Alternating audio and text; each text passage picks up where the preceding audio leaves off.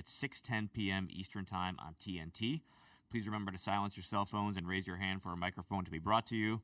When you do ask a question, please introduce yourself and your media affiliation. And then please note that the recording of press conferences on cameras or on cell phones is prohibited throughout the rest of the NCAA tournament.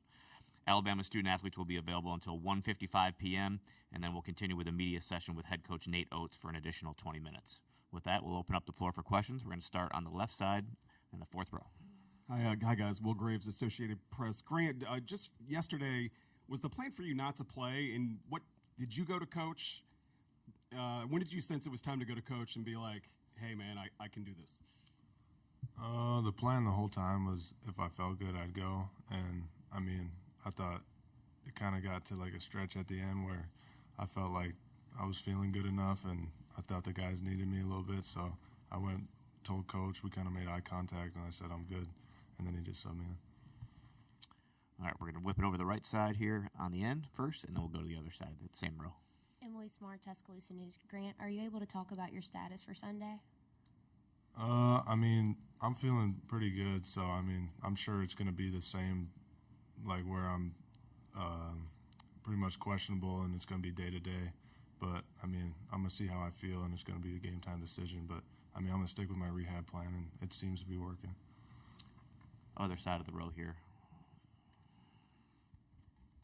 Hi, Ron Krojcik from the San Francisco Chronicle. I guess either Chris or Darian. I was hoping you could, how would you convey the impact Mark Sears has on this team, not just in scoring and passing, but leadership, poise, and as part of that, sort of the point guard matchup tomorrow against Marciulionis, who maybe doesn't get the national attention of Sears, but is obviously an accomplished player. Let's go Darian and then Chris on that one. Mark is a big part of our team, being the point guard on the floor. And off the floor, he tells what he sees on the court, and off the court when he's, like, on the bench with us and stuff like that. So just being able to have a leader like that in our senior squad, fifth-year squad, is good for us young guys. Chris? Mark is a big-time competitor, as you can see in the way he plays. So, he kind of sets the tone, like, competitive-wise. If he's on, he's a point guard. So, naturally, like, we follow. So, yeah. Back to the left side. Hunter Desai, Alabama Central. Just for any of you, what's been the emphasis on adjusting to St. Mary's pace? Let's go down the line. We'll start with Grant. Yeah, I mean, they obviously play a lot slower than us, so I feel like they're going to try to slow the game down. But, I mean, we saw it yesterday at the beginning of the game when they played Vandy, where Vandy pushed the pace early and they got off to a good start. So we're going to obviously try to play our game of basketball and push the pace on them. Chris? It's more easy. It's way more easier to play fast than when you're getting stops. So the kids is focused on getting stops, and make sure we take care of the glass because they're a great offensive rebounding team. So the key is getting stops and taking care of the glass, and it's easier to play faster when you're playing off stops. And then Darian. Pretty much what they said. Getting stops and taking care of the glass. Obviously, the last team we played got one up on us on the glass. So just not thinking this team can come in and beat us on that. Back row, left side, guys. For all three of you guys, I mean, do you guys think y'all's defense gets overlooked because of the pace that you play at? And how would you sort of evaluate maybe how you guys are defensively, even maybe compared to last year? We'll start with you again, Grant. I mean, we definitely have our flaws defensively. I feel like the O boards, especially these last couple of games, have really killed us. But I mean, I think we do have a solid defense, and when we lock in, I feel like we're one of the best defensive teams in the country. But that's kind of been here and there. But I feel like now is really the time where we need to lock in fully and make every possession be the possession that's going to win the game, pretty much. Chris? Yeah, like Grant said, we definitely have our flaws. Like, we're not perfect, but we have all the capabilities. Like, we're long, we're athletic, we're fast, we're strong. Got a big cliff down there to anchor our defense. So, obviously you play fast, you get more possessions. So, there's more possessions for you to make flaws on defense. But, it's something we'll take care of in the near future. And then Darian. I definitely think our defense gets overlooked, with the pace we play at. And that's just one thing we got to show to y'all. Honestly, all the media talking about we don't have defense and stuff like that. Just something for us to prove wrong, honestly. All right, we're going to have two questions on the right side, guys. We'll start in the back. Justin Williams from The Athletic. Grant, obviously played a tough schedule in the SEC, but is there anybody comparable in terms of their slower pace and size that you guys have faced this season?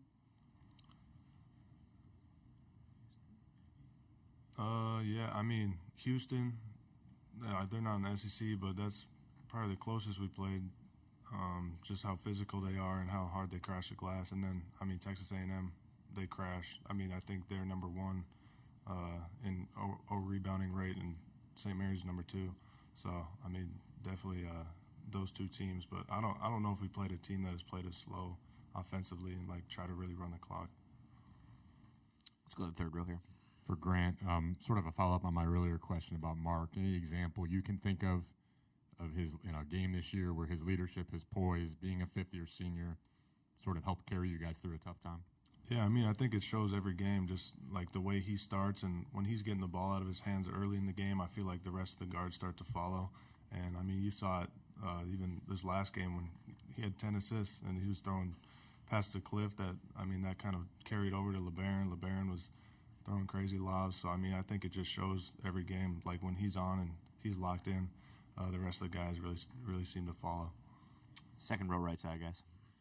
For Grant here, listening to St. Mary's the other night post-game, they really talked about wearing teams down. They want to play a full 40 every single time, crash the glass. What's been the message to this team of keeping that effort for a whole game and really crashing the glass again there? Yeah, I mean, like I said, we know they're crashing hard every single time, and we've played teams, Texas A&M, Houston, who crash just like them. So we know what we got to do to win. We got to be extra physical, extra tough. And I mean, I think the rest will take care of itself if we really try to focus on that going into this game. Additional questions for the student athletes here on the dais. Third row on the right side.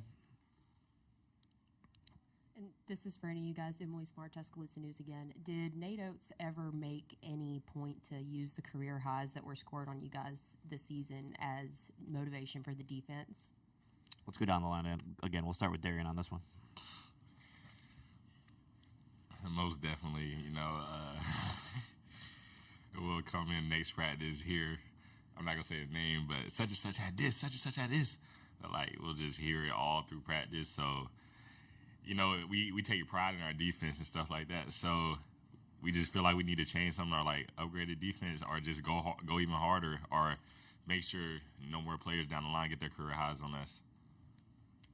Yeah, I think it started at it was at Mississippi State at the point guard did what he did to us. He's like, whoa, and another career high. But yeah, it's been a theme all season. But the big thing, we won the game, so you got to take it in perspective. And although you never want career highs, whether it's offensive rebounding, career highs, points, anything, but yeah, it's been a voice all season. Yeah, I mean, kind of what they said, but I think that has something to do with how fast we play, and it kind of gives them a lot more possessions. And pretty much what they said.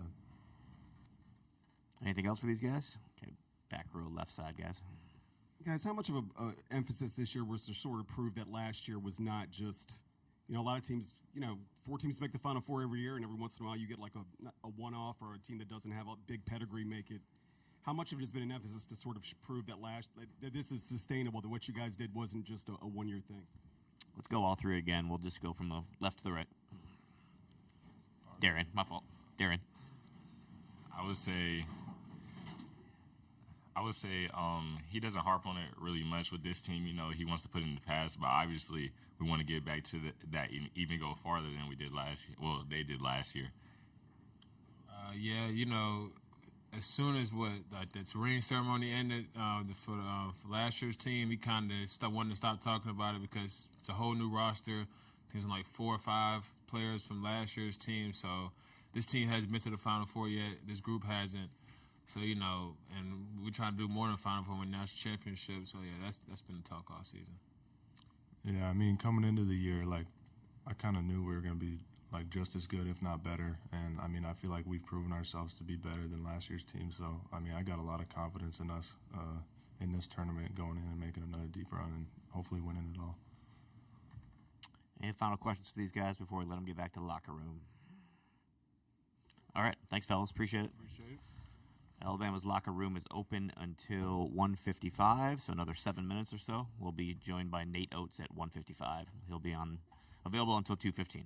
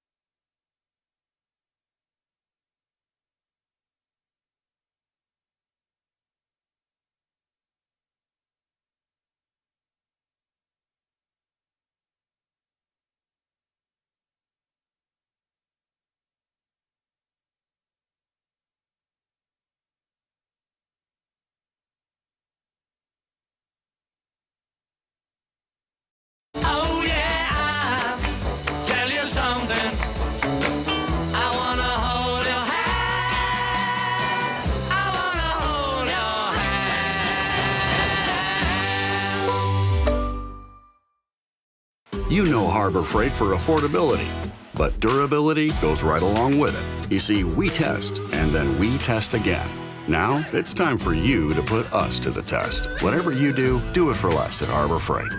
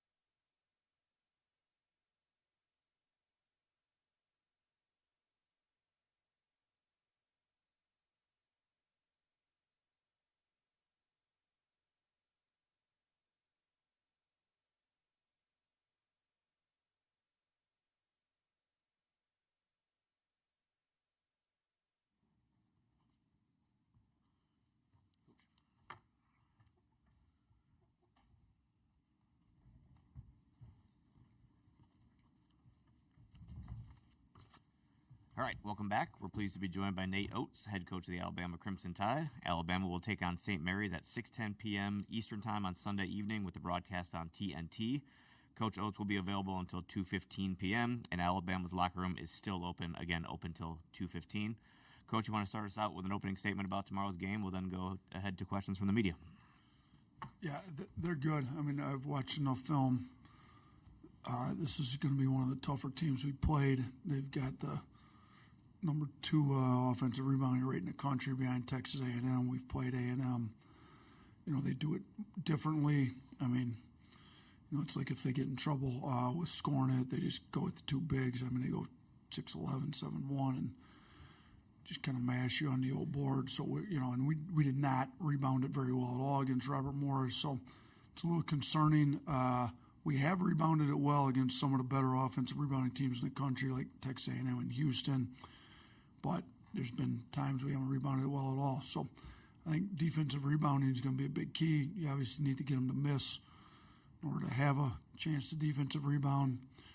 So our defense has picked up. It wasn't where we needed to be against Robert Morris. You know, we need certain guys to step up. They've got one of the best point guards in the country in Marshall Onis. You know, he's smart, crafty, skilled, back-to-back player of the year in that conference. I mean, there's good players in that conference. Shoot, and I don't know how many guys in that conference have been back-to-back player of the years, at least at the guard spot. So, you know, we're going to have to do a good job on him. We're going to have to do a good job on their bigs. I mean, they're a very good defensive team. They guard people well. They slow the game down. They're not interested in getting any kind of running game. So, and I don't know that you can really speed them up on their offensive end. It's hard to speed up Marshall Onis. He operates at his own pace. He's good. He's skilled. So, you know, everybody acts like it's going to be a battle of tempos. You know, I outside of gambling, and I'm not sure that I want to start pressing gambling. That's not really our style on defense. You may not be able to speed these guys up on their offensive end, but what you can do is eliminate 2 shots, 3 shots, and then all of a sudden you have a 25 to 30-second possession turn into a 45 to 50-second possession, turn into an over-minute possession. That's when you're going to have some problems. So if we can limit them to one tough shot as much as possible, and then off the defensive rebound, get out, and we will run. Everybody in the country knows we run, you know, but we got to make sure that when we run, we get quality shots too, because this isn't going to be an 80-possession game. Like, that's just not how a game with St. Mary's is going to work. So they're good, they're tough, but shoot, we're down to the round of 32, and most of the teams left, all the teams left are good. So we've played a lot of good teams. As a matter of fact, we played 13 of the 32 teams left. So including ourselves, we're almost at half the teams we played. We've played a lot of very good teams in the SEC. So it's not like we haven't played good teams, but this team's good. So we have to be ready to go. Thanks, Coach. Let's start with questions on the left side. We're going to go to the third row first. Nate, Chris Easterling, Akron Beacon Journal. You talked about the physicality and handling, what you can do to handle St. Mary's physicality. Against Vanderbilt, it seemed like they really got into Vandy's legs as the game wore along. how much can your depth, comparative to maybe even what Vanderbilt has, help you to kind of weather some of that, being able to kind of come at them with waves of players? Yeah, I hope it comes into play. They're not as deep as us, but they also don't play as fast as us, so they don't need to be as deep as we do. Provided Grant's healthy and he's planning on playing. We were trying not to play him, only play him in case of emergency, and Robert Morris was very good, and we needed to play him there at the end. So, if Grant's playing and we got our full 10 guys that we've had, Darian looked good, I thought, in his minutes. Mo Diabate was good in his minutes. I think 8 players this decade to have a double-double in under 22 minutes in an NCAA tournament game, which is pretty impressive. So, Darian was pretty efficient in his minutes. So we can get into our depth, and we may need it because they've got some front court depth. I mean, they kind of start with, I'm going to pronounce his name now, Morauskas, number 23, maybe that's right. But they start with him, very skilled four, but they then go big with kind of, their starting center moves to the 4, and they bring in a 7-1 guy. And so our front court's going to have to be good, deep, because we're going to have to stay fresh on those guys to be able to rebound with them. So, yeah, I hope our depth comes into play, but they're a team that's kind of played with this rotation all year, and it's like their 8th man, I think, played 3 minutes Friday. They're comfortable playing 7 guys, and, we're going to play all 10 of our guys. Now, how much each of them plays, I'm not sure right now, but we'll definitely use our depth. I just don't know to what extent yet. First row on the left side, Coach. You kind of mentioned this in your opener, but you've had to adjust for slower opponent pace a couple times this season, but not in this short of a window. How's that kind of been emphasized so far? Yeah, I mean, honestly, like when we play these slower teams, there's not really an adjustment, to be honest with you. It's just we're going to try to push the pace. They're not. We just can't let them get multiple shots on multiple possessions. Like, the emphasis is going to be on rebounding. And if they're going to send their 3, 4, and 5 every time, some teams will be afraid to get in a running match with us, so they'll send, 4 guys back, 3 guys back. They're not. They send their 3, 4, and 5 every single time, pretty much no matter what. So if we can defensive rebound, we can get some runouts on these guys. So it's not as if we got to prepare. We got to rebound, and we know it, and we can't get frustrated with their slow pace. Which, again, we may be lucky to get over 70 possessions. We've had multiple games this year where it's been 80 possession games in 40 minutes. So, they're probably comfortable playing closer to 60 possessions in a game sometimes. They're a low possession team. They're very methodical. They're very deliberate, and they're very good at what they do. Like what they do really well. So can you take them out of what they do? I think some things maybe, but that's going to be difficult to do. You're just going to have to force them to take tough shots as much as possible and rebound the basketball. Like that's going to be a big thing is our rebounding. Third row in the middle, Coach. Nate, Ron Krychek from the San Francisco Chronicle. You mentioned Marciulionis. What do you think about that point guard matchup and sort of the contrast between him and Mark? And I'm also curious how much or what you remember about Marciulionis' dad as an NBA player. Yeah, every time I think of Marciulionis, I think of Sarunas, and Stephen, our SID, said Augustus. It's like, who are you talking about? Like, it's been Marciulionis in my head the whole time. His dad was really good. I loved watching his dad play. So, he could really shoot. He's crafty, he's skilled, he's tough. I loved watching him play. Augustus is good. He's talented, and I think you're talking about the matchup with him and Sears. Sears is a little smaller. Sears had a chance to score more points because we play at faster pace. If Marciulionis played in our pace, he'd probably score more points, but he's very good at what they need him to do. He finds those bigs on rolls. He carves you up in your pick and roll coverage. We're talking about what pick and roll coverage you play on him. There's no great pick and roll coverage for him because whatever you use against him, he's gonna exploit it to some point. So he's smart, he's tough, he's crafty, he hits big shots. in big games for him, and he knows how to run their team, and it's hard to get him, out of his rhythm. So, I mean, you can tell he probably grew up watching a lot of basketball, watching his dad and all the NBA players play, and I don't know the kid at all. I've watched him on film, and I have a bunch of respect for him. I think he's a really good player.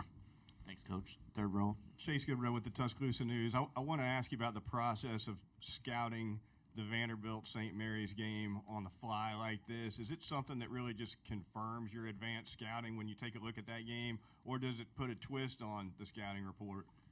No, I mean, so we have three guys that kind of get the scouting reports together for Coach Adams going in, and then Coach Adams, once, he moves on to it, he locks in with that guy. So going into the tournament, we had Christian Pino get it together for Robert Morris, and then Ben Potts had already had Vanderbilt during the course of the year, so he took Vandy again. And then Brady Goka kind of got it ready for Coach Adams on St. Mary's. And, Coach Adams spent more time on St. Mary's than he did on Vandy, since we had already played Vandy. So we spent more of our time on St. Mary's, not necessarily because we thought they were going to win, although we knew they were very good and had a good chance to win. But, we knew Vandy was good too, but more because we weren't as familiar with them. So we took more of our time from Sunday night to today on St. Mary's once we got the Robert Morris scout down. And you know what? I don't think the Robert Morris scout was wrong as to why it was closer than it should. Congratulations, Mom and Dad. Your life now revolves around sports. Everett, Neela! But you wouldn't trade it for anything. Welcome to Sporthood. DSG, only at Dick's.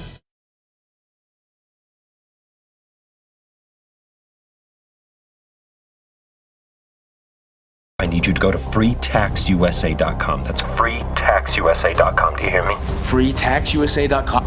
Are you sure? FreeTax USA will guide you step by step and triple check your information to help you avoid mistakes. Mike, talk to me. Mike, what's going on? It worked. It worked! It worked, Tom! Thank you, man. I owe you one. Don't thank me, Mike. Thank FreeTax USA. Cheers, America. Make tax filing easy this year with FreeTax USA. All calculations are guaranteed accurate, and tax pros are standing by if you need assistance.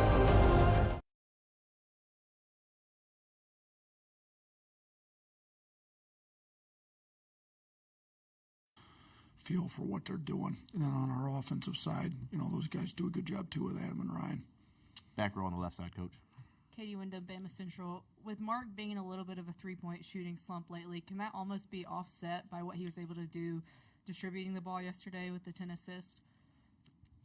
Listen, I got a lot of respect for Mark late in the year this year, because there's times where in the past with his shooting slump he would have been ready to kind of feel sorry for himself, not fight through it as well. I think he's done an unbelievable job showing how competitive he is, how much he wants to win, how tough he is mentally. Because, he's not making shots at the level that he's used to, but he still got his, like you said, 10 assists, which he got the ball moving. He only scored 3 points in the first half, never quit playing hard, stayed super locked into the defensive end, kept leading the team, and he ends up getting, whatever it ended up being, 20 plus whatever points. So to have 20-10 game, and the 3 turnovers he had were 3 travels, one of which he actually traveled, one of which he got tripped and fell on the ground, and one of which he did not travel. So, he really should have had 10 assists and 1 turnover on his 20-10 game. I thought it was pretty impressive night for him. We need him to keep doing the same thing, because there's no guarantee, and we've tried to build this team with the expectation there's no guarantee that we shoot the ball at a high level. We've got to build the team to win when 3-point shots aren't dropping. Him getting downhill, getting to the free throw line, distributing the ball to our bigs, I think was big, and it's what we need to keep doing. Hopefully shots start dropping here, though, soon for everybody. Thanks, Coach. Back-to-back questions in the fourth row on the right side. Yeah, Coach, I asked this to Mark Byington the day before he played St. Mary's about, is it easier for a slower-paced team to slow down a fast-paced team or a fast-paced team to speed up a slower-paced team? He said what you said earlier, that the slower-paced team has the advantage in that regard. I'm good at asking dumb questions, so I'll ask a dumb one. Why is that the case? Yeah, I don't know. It's a dumb question. I would say this. It depends on how the fast-paced team gets their pace. Like, if you're a pressing, trapping, running team, I think you can speed the other team up. Now, it's like, what are you willing to give up on defense? Like, are you willing to give up open shots and layups and that to get the pace going? You can speed anybody up. I trap you. If I don't get a turnover in the first trap, you get a layup. Well, we could play 160 to 150. I mean, there's high school teams and JUCO teams I've seen, but I'm not comfortable giving up layups, open shots, gambling to get the pace going. We're going to try to be solid on defense and then run, and we play fast, not to just play fast for entertainment. I think it's the most efficient way to play fast because early in the clock you can get great shots, and we want to take those. They don't want early shots. They play at the pace they do. And you'd have to ask, Randy's unbelievably great coach, why they do what they do. Maybe it's, what he's able to recruit, I don't know, but, maybe they like to frustrate other teams at their pace. We can't get frustrated. So I don't think, we're not even going to try to speed them up. We're going to play fast on offense every chance we have the opportunity to play fast on offense. Like, it doesn't, maybe occasionally you can speed them up on or try to speed them up with we're not really a pressing team with a press or a trap or whatever, but it's not really what we do. We've never done it. We still get the number one tempo in the country, and we haven't really tried to speed anybody up all year on the defensive end, if you will. It's just, can you get stops, get the first rebound, and get out, because they are sending three, and I do think we have better athletes. So if they're going to send all three and we can get out, we can definitely get numbers on them if we can rebound. Now, if they're mashing us up on the old boards and they're getting all their misses, it's hard to run on them. So that's why just defensive rebounding, are our guys tough enough? Can we get the first rebound on their misses to get out? That's going to be the key to this game. Same row, Coach. Justin Williams from The Athletic. Coach, you've been someone that's had his name brought up in other coaching openings and things like that. I'm curious what you thought about how Will Wade handled his situation this week. Yeah, you know what? I've gotten to know Will. When I was at Buffalo, I played him when he was at VCU. We obviously competed in the SEC and played him in a championship my second year. He had really good teams. Look, I'll say this. I actually thought he handled it well, and I actually brought it up to somebody the other day. The noise is out there. Leaks happen, whatever. It's out there that he's getting the job. You may as well just address it with your guys. And here's the thing. When I was at Buffalo, I took the Alabama job. None of that stuff came up till after the season. I was super great because I wouldn't have wanted to. So it didn't come up. But if it's going to come up and you've already been offered a job and you've come to some type of agreement or it's out there and it's leaked, I think he's got a way of being honest with his guys. And I think his players, obviously, with the way they performed in the first game, and I don't want to speak for that program, but from what it looked like, they're playing hard for him. He's got them in the right frame of mind. I personally, on my end, dealing with my players, I'd just rather be honest with them all the time. So what's the point of lying, trying to cover stuff up? If it's out there, let's just be honest. I was afforded a better opportunity. You guys helped me get there. And in their case, for those that got eligibility left, he's helping them get a better opportunity. I mean, there's rev share, there's NIL, there's all this. Those guys, whether they stay there for the next coach, whoever it is, the more they win, the better their NIL is going to get. Everybody's going to want to help them out a little more. If they hit the portal or whatever, they're doing better. I mean, the further you go in this tournament, the bigger your name gets, the better your NIL gets. So it's win-win on both cases. Let's everybody be honest with each other.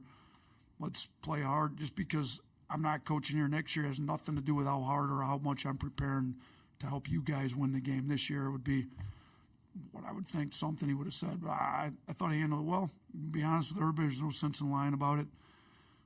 we all get better opportunities the more we win. We got a saying in our program, when the tide rises, all the boats rise. In their case, when they're winning, everybody's winning when they're winning. Get time for one more on the right side here in the second row. If we get a mic this way. Hey, Nate, Will Graves, Associated Press. What made Grant such a good fit for you guys? We like playing spread, a lot of space on the floor, 5 out or 4 out, 1 in with, driving lanes open. And he's 6'11", skilled, plays better on the perimeter, can attack the rim. Great athlete. I mean, when we do different competitions, not on the basketball floor, I think he's got the best time in a shuttle run in the history of the NBA Combine when he did it 2 years ago. So, with the pace we play at, with how open we leave the floor, he's 6'11", that can go back and forth between the 4 and 5. He can attack the rim. Offensively, it made a lot of sense. Defensively, when we want to put him at the 5 and kind of really stretch the floor out, he can guard other teams' 5s well. He rebounds it well. I mean, he had a clip a couple games ago. He grabbed a defensive rebound, pushed it up, 1-2 dribbles. Guard tried to take it, wraps around his back, behind the back, finds Youngblood in the left corner for a wide-open transition 3. I don't know how many 6'11" guys in the country can do that, but him rebounding, pushing the pace, him playing on the perimeter on offense, him being able to, we can be big on defense, play him at the 4 because he's skilled enough to play the 4 for us, allows us to, have good defense, and keep him at the 4 with some size, and we can play him at the 5 some too. So I think it's been a really good fit overall. He's had some injuries through both years that have kept him from maybe progressing as much as you would like to have seen, especially with his shot, maybe because he just hasn't been able to put as much time in outside of practice, trying to rest. Even now, he can't do that much, trying to make sure he's ready to go. But, I hope he gets a chance playing the NBA. I think he's got a chance. I think he's that skill level at his size. He's going to have it. Maybe he has to climb up a different route. Maybe he's got to be a two-way and get there that way. But I think he's got a chance if he can stay healthy and really get his shot down. So I think he's been a great fit. We're on an NBA offense. He's skilled big that NBA teams are looking for. We're looking for guys that make sense in an NBA offense, and he's that. Coach, thanks for your time. All right, thanks.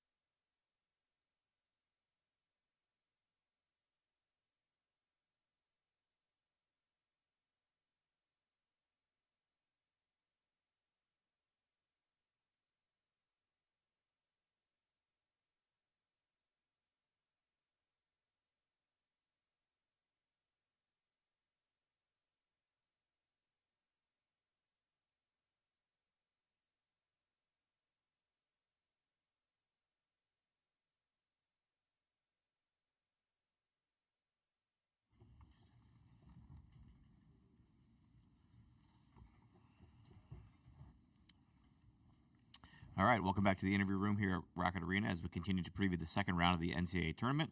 We're pleased to be rejoined by student athletes from the St. Mary's Gales, who will take on Alabama on Sunday at 6:10 p.m. Eastern Time on TNT. St. Mary's student athletes will be available until 2:40 p.m., and then we'll continue with a media session with head coach Randy Bennett for an additional 20 minutes. With that, we'll open it up for questions. Please raise your hand. We'll get a mic your way. And we'll start in the middle on the third row there. Hi, Ron Krajcik from the San Francisco Chronicle. Augustus, I'm curious how much you've watched Mark Sears, what you think of his game, and sort of how that matchup might unfold tomorrow. Yeah, I mean, I've seen him on TV a couple times just watching college basketball. Today we did some film.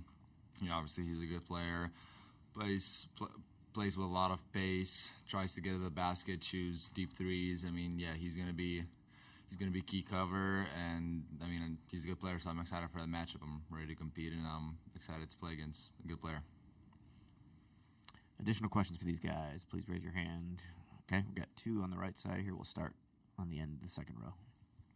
Hi, guys. Will Graves, Associated Press. The defensive style that you guys play, sometimes it can be hard to get players that are talented offensive players to buy into that. How did you guys sort of become this sort of not grinded out, but sort of determined and sort of disciplined defensive group? Let's have Mitchell and Luke take that one. I think part of it's just getting the right personnel, getting guys who can sit in the stance for 30 seconds every time down the floor. And a lot of it's just the detail we put into our scouts. Like, we know our jobs completely and know what we're supposed to do in every situation. And then having continuity also, I feel like, is really big.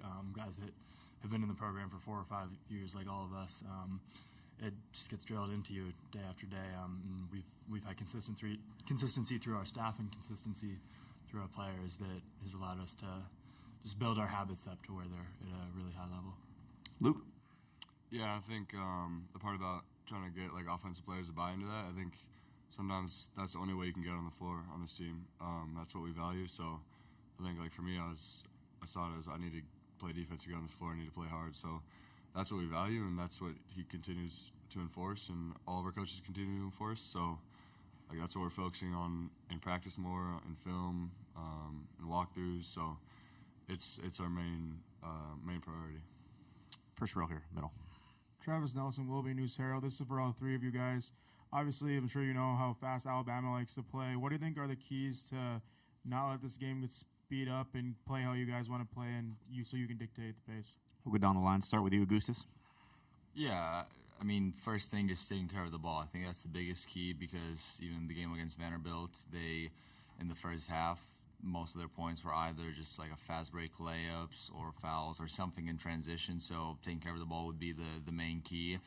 And then just, I mean, knowing personnel and just not letting their shooters shoot the ball, and just, you know, playing the tendencies. But the most important thing is to not let them push the ball fast after a make, after a miss, get back on defense. As we say, building the walls, not letting just them play one-on-one in transition, bring the help, and taking care of the ball. So these would be the main things. Mitchell? Yeah, I'd say watching them on film, it's really impressive how relentlessly their guards are kind of attacking, and Sears just keeps on coming, and Philon just keeps on coming and on balls. So it's really about just doing the job over and over again and on balls, and helping where you can't help, because you kind of need to take out the roll on those lob threats. But then their guards can really score it as well. So funneling them to their weaker hand a little bit, and trying to get them to take tougher shots, because they're going to get some shots up. And then Luke. Yeah, I think we're obviously going to try to slow them down. I think we've done that to a couple teams this year, but we already talked about, like, they're going to still play fast. They're not going to slow it down in the half court. They're going to still try to get those shots, but as long as we're not giving them easy shots, we can force them to take bad shots, and we can use that to our advantage and just clamp down on them and hold them under their average. Back to the third row here. This is for Mitchell and or Luke. Randy mentioned yesterday Jordan obviously had a really good game, and mentioned that he feels like you almost have 2 point guards with Augustus and Jordan. How much of an advantage has that been throughout the season to essentially have 2 point guards out there, and how much can that matter tomorrow? Mitchell, we'll start with you. It's a huge advantage. I think if you look across the field right now at a lot of these teams, they have like multiple playmaking guards, and you kind of need that. It's hard to play if the other team can sort of trap your guard off on balls, and you only have one guy that can make plays. So that was huge for us to get it into Jordan's hands last night a little bit, and it just gives you more options on offense and makes playing the game a lot easier. Luke? Yeah, we like to not just score off the first on ball or the first action. We like to try to get in the second action, so when Goose comes off an on ball and he doesn't have anything, we can just swing it to Ross and we're going to go set another one or get into anything else. And then even when Goose gets into foul trouble, nobody flinch for a second because we've seen what Ross can do, and we know he can steady our team like that and score and also make plays for us. Fourth row, right side. You guys, in the last week, a lot was made of the fact that you lost to Grand Canyon. You were going to use it as fuel. Now that story's in the past. You won yesterday. You put that in the past. Now it gets to, you guys did play 2 games early in your career where you won an NCAA tournament game and then lost the second game. What do you take from those experiences, beating Indiana, losing to UCLA, beating VCU, losing to UConn, that might help you tomorrow? Is this for all 3? Okay, we'll start with Luke. Go back down the line that way. I don't know. I think it's just going to help us stay very hungry, and we're already going to have a huge sense of urgency, knowing it could be our last game. It's our last year here, so that's going to help us. But yeah, I think that experience, like I think I said a couple days ago, like it's not as much excitement to be here anymore. We're very happy with the win last night, but there's nothing about us. We turned the page pretty quick, and like we didn't come here just to win one game. We've done that before. And we're trying to leave a legacy on this program, and we're trying to do something special this year, and that's what we kind of set out from the very start of the year. So that means winning this game tomorrow too. Mitchell? Yeah, I agree with everything Luke just said. Like we're not here all excited because it's the round of 32, man. We're here to win a ball game, and it's not David versus Goliath for us. Like we've been here before. We know that these are going to be really tough games, but they're very, very winnable. I mean, we were right in the game with UConn, who went and won the national championship, and then Alex Dukas gets hurt, and there's what it coulda, shouldas, and what ifs and stuff, but we don't want any of that. We're coming here to win a game. And then Augustus. Yeah, I mean, I really don't have much to add. They've said it perfectly. Like, the excitement is gone, and we're just focused on playing a good team in a tough environment, and that's it. That's our job, and that's what we're going to try to do. We got time for a few more questions for these guys. If we've got any in the queue, let's start on the left side here, second row. Irie Harris, Cleveland.com. Mitchell, I remember yesterday after the game, after the win, you had said that Coach Moncano, had kept reminding you about 2010. I was curious between, you guys celebrating on the court to now how many times he might have reminded you of that, or if he's calmed down since and is a little more focused on that. He almost doesn't have to say it anymore. Like, anytime Coach Bennett brings up how hard it is to punch your way through to the Sweet 16, and he'll, reference that there was one team, and we'll just be like, who was on that team again, Mick? He just gives us a smile, man, and, he's got that swag about him still. He was a heck of a player, so it gives us confidence knowing we got him in our group, but, it's all fun between us. Anything else for these guys before we let them get back to the locker room? All right, thanks, fellas. Appreciate your time.